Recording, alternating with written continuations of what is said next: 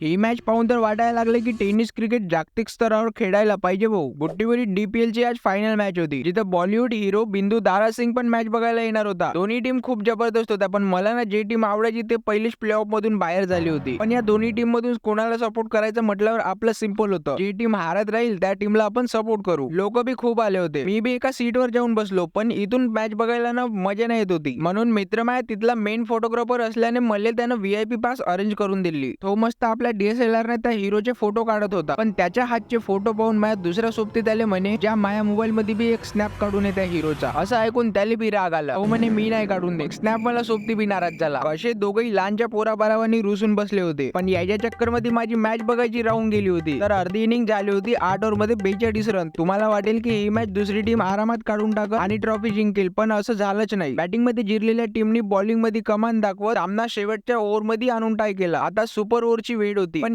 जेवढा सामना आणून ते सुपर ओव्हर मध्ये जिंकू शकले नाही आणि दुसरी टीम फायनल मध्ये विजेता ठरली. साला मी ज्याला पण सपोर्ट करतो ते टीमच हारून जाते. अशोक भाऊचं बॅड लक सध्या माझ्याकडे लागलं.